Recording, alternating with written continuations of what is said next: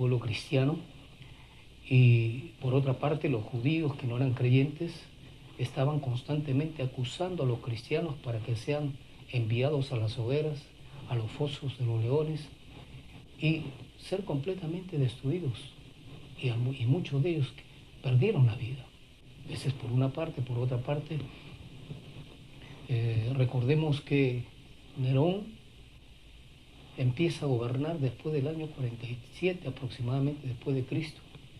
Y el año 60 después de Cristo hubo un incendio en Roma, que esa fue la peor persecución que tuvo el pueblo cristiano por el hecho de que Nerón acusaba a los creyentes, a los hijos de Dios, a los cristianos en Jesucristo, los acusaba de haber incendiado Roma. Y era una situación muy difícil, muy compleja para el pueblo cristiano. Y es ahí pues donde la carta de Pedro es escrita, y Pedro está escribiéndole justamente a los expatriados de la dispersión en el Ponto, Galacia, Capadocia, Asia y Bitinia. Ahora, ¿por qué menciono todo esto? Es porque entendamos que hoy día usted y yo no llevamos una vida en esa dirección. Llevamos una vida cristiana muy cómoda, muy tranquila. Cada uno de nosotros tiene sus problemas desde el punto de vista personales, familiares, sociales, pero no hay una persecución como lo existía en ese tiempo para los primeros cristianos del pueblo judío. Ahora, si nosotros hacemos un análisis, nosotros debemos comprender que Dios nos ha dado de su gracia, de su amor y de su poder, no para quedarnos quietos, no para quedarnos en casa y hacer de nuestra vida una vida cómoda, placentera, familiar, y de repente dentro del comercio, dentro del trabajo, realizar nuestras gestiones diarias desde el punto de vista comunes. Sin embargo, necesitamos entender que en este tiempo, el mundo de este tiempo era de Asia. La población más grande del mundo hoy está justamente en este continente asiático. El continente asiático aproximadamente tiene alrededor de 4.757 millones de habitantes aproximadamente. Y es el continente más grande y poblado del mundo, de la Tierra, con 44.600 millones de kilómetros cuadrados. Es un continente bastante grande, bastante amplio. Y cuando Pablo nos está hablando en el capítulo 1 de Primera de Pedro, nos está hablando que está escribiéndole la carta a los discípulos, a los expatriados de la dispersión en el Ponto, Galicia, Capadocia, Asia, Bitinia. Nos está hablando justamente de pueblos que están en el Asia Menor y en el Asia Central. Por ejemplo, Galacia es una antigua región de Asia, ¿no? De lo que hoy llamamos Turquía. Hoy día es Turquía. El Ponto en la actualidad también es Turquía en la parte meridional del Mar Negro, como también Capadocia hoy es un lugar turístico, región declarada como Patrimonio de la Humanidad por la UNESCO. Es una región aislada de Turquía. Y Asia, pues que hemos visto que son aproximadamente 44.600 millones de kilómetros cuadrados. Qué grande, ¿no? Qué grande este continente. Entonces, cuando nosotros estamos hablando en estos momentos de la dispersión del pueblo judío, estamos hablando de que ellos empezaron a ubicarse en diferentes regiones, diferentes países, cuyas costumbres de ellos tenían que cumplir y tenían que ejecutar, porque el pueblo judío se dispersó, ¿no? Porque el pueblo judío tuvo que migrar a diferentes naciones y sus culturas tuvieron que desarrollarlas aún siendo creyentes en Jesucristo. Y en esas costumbres, tanto los varones como las mujeres, como que empezaron a descuidar las normas y las reglas que Dios había ordenado. Las normas y las reglas desde el punto de vista conyugales, desde el punto de vista familiares. Y Pedro está a través de esta carta expresando al pueblo creyente, expresándole a los hijos de Dios, que tengamos mucho cuidado si nosotros hacemos un análisis rápido y veloz con respecto a los primeros versículos, los primeros capítulos, los 3 primeros capítulos. Está hablando, por ejemplo, del versículo 3 hasta el versículo 12 de una esperanza viva. Y del versículo 13, en el capítulo 1, hasta el versículo 25, está hablándonos que nosotros tenemos que llevar una vida santa. O sea, está enfatizando Pedro cómo debe llevarse la vida cristiana. Y después del capítulo 2, versículo 4, que debemos acercarnos a Él porque Él es una piedra viva y desechada por los hombres, pero escogida y preciosa para aquellos que verdaderamente seguimos al Señor.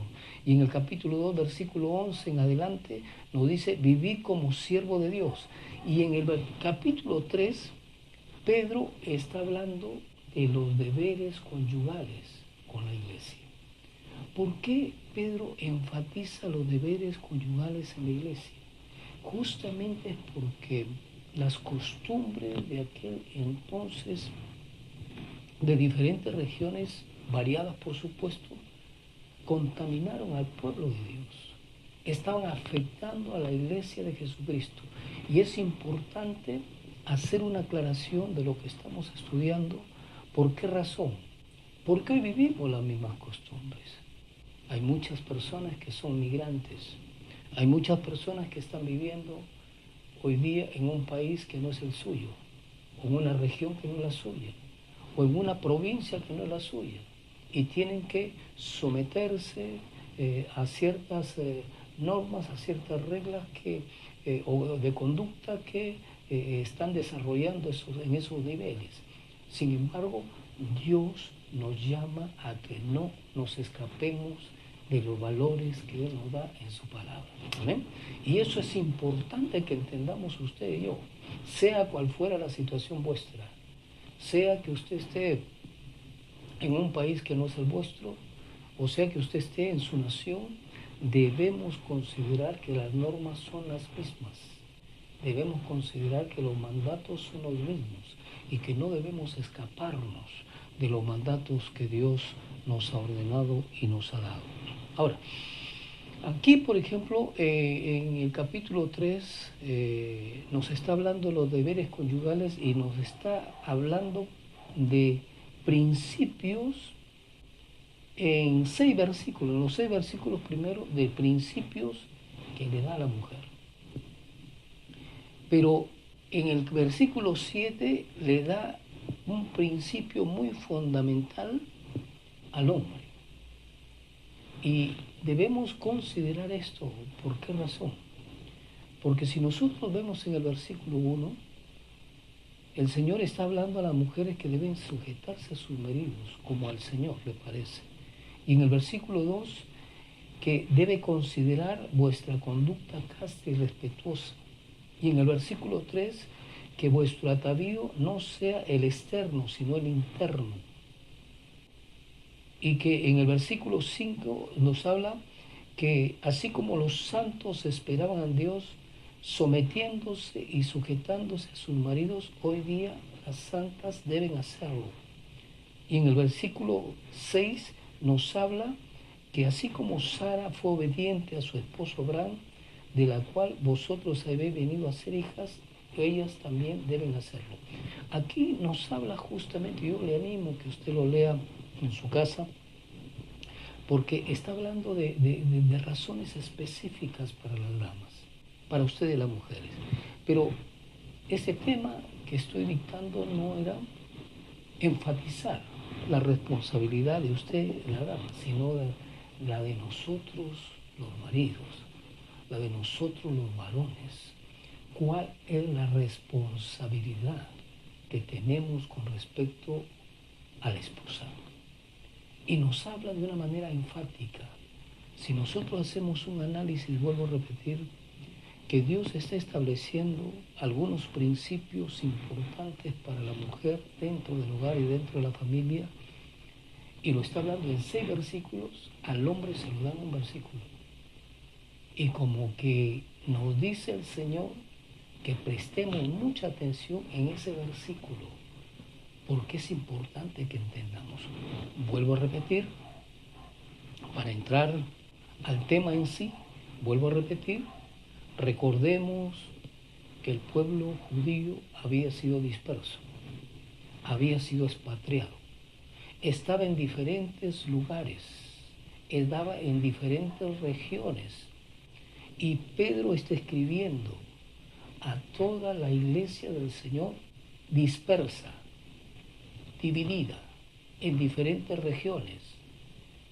Y es necesario entender esto. ¿Por qué razón? Porque en medio de esa situación que vivían, en medio de esa incertidumbre que vivía el pueblo de Dios, Dios le llama al hombre que tenga mucho cuidado en el trato con su esposa. Veamos el versículo 7. Vosotros, maridos, igualmente vivid con ella sabiamente. Note que en la primera oración que nos expresa aquí el versículo 7, nos está expresando un profundo mensaje. Está comparando, no está comparando las reglas y las normas que le da a la mujer como dama dentro del hogar y dentro de la familia, sino está diciéndole que así como esos 6 versículos anteriores con respecto a las demandas que le da la dama, en este versículo y en esta oración le dice al esposo igualmente, vosotros maridos, igualmente, vivid con ella sabiamente. ¿Qué significa esta frase? Vivir con ellas sabiamente. Vivir con ellas con inteligencia. Vivir con ellas con la razón y no con los sentimientos y las emociones. Vivir con ellas con la cordura más sublime y necesaria que pueda obtener tu ser, que puedas obtener tú. Que tenga mucha capacidad, mucha inteligencia, mucho tacto, mucho tino para tratar a la mujer. Vosotros, maridos, igualmente, vivid con ella sabiamente, ya no con un carácter hosco, duro, con un carácter de autoridad, sino con un carácter de amigo, con un carácter de amor, de ternura, que es lo que ellas anhelan y necesitan del esposo. Mayormente, usted llega del trabajo después de haber tenido una lucha en el mismo y usted quiere descansar, pero se ha puesto a pensar cuántas cosas hizo su esposa en el día, cuántas labores se ejecutó dentro del hogar, dentro de la familia. Se ha puesto a pensar cuántas profesiones desarrolló en la actividad diaria con sus hijos, en la manutención de la limpieza, del aseo, etcétera, etcétera, del hogar. Usted y yo necesitamos entender que así como usted y yo trabajamos, ellas hacen un trabajo esforzado y dedicado dentro de la familia, dentro del hogar, y no cobran un sueldo. Usted lo hace en la calle, usted lo hace en la sociedad, lo hace en el trabajo que tiene, y usted recibe a cambio un salario, un sueldo, pero ellas ejecutan un trabajo, ejecutan una responsabilidad en casa. Son bomberas, son cocineras, son amas de casa, de limpieza, de aseo. Algunas son gafiteras, otras son pintoras. A veces hasta de albañil se visten para desarrollar el trabajo dentro de la familia, dentro del hogar. Son educadoras. muchas veces son enfermeras, sin embargo, no tienen un sueldo. Sin embargo, no valoramos a ellas. Por esa razón, el Señor nos está diciendo aquí que tengamos mucha sabiduría para tratarlas a ellas, mucha sabiduría para poder compartir con ellas los momentos libres que tienes tú con ella en el día, y bueno, puedas salir con ella de casa y puedas compartir momentos de felicidad, de tranquilidad y de sobriedad dentro de la familia, dentro del hogar. Ahora, esto, muchos dicen, pero esto es difícil, si yo también vengo cargado. ¿Pero por qué se casó? ¿Para qué se casó? ¿Por qué tuvo una familia? ¿Para qué tuvo una familia?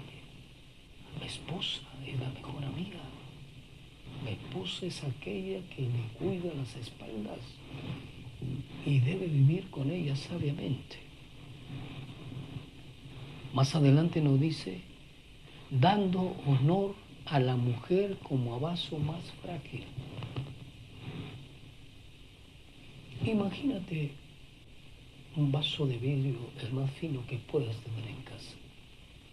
Si tú lo dejas caer de 1 metro, si tú lo dejas caer de 2 metros,